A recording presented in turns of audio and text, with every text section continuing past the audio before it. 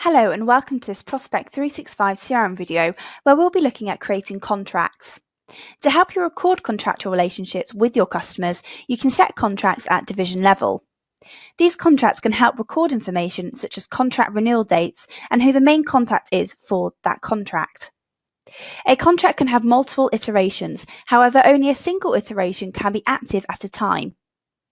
You can define your own statuses for contract iterations and link them through to a standard workflow status. To create a contract, navigate to a division record as we have open here, and click on the Quick Add button in the top right-hand corner.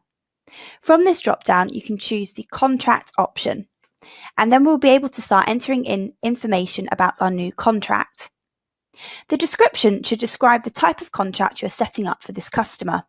This will appear on the contracts page against this division, so make sure this is relevant to all CRM users.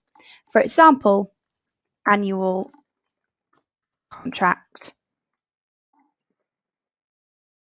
The main contact will be the key contact at the division who will deal with the contract and any further renewal dates.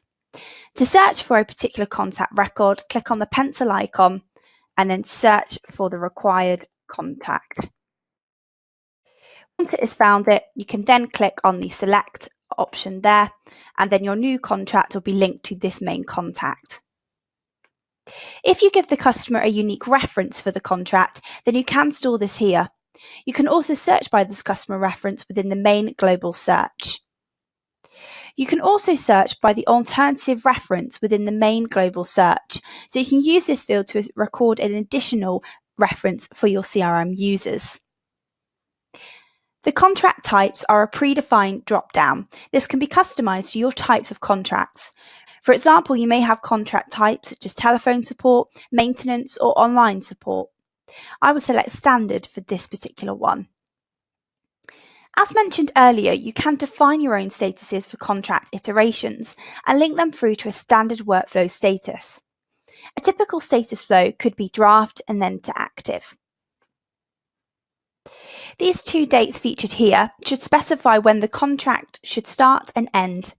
By recording this information, this can be extremely helpful when running CRM reports, such as all contracts ending in the next week. Once happy with all the information entered, just click Create, and then our new contract will be created for us. Once a contract has been created, from the status drop-down in the far right-hand corner, you can then change this to be live. You should only do this after you've had confirmation from the customer that they are happy to go ahead with this particular contract.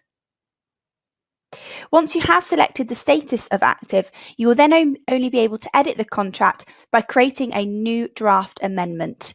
The purpose of the draft amendments are to ensure the changes are then recorded against the contract.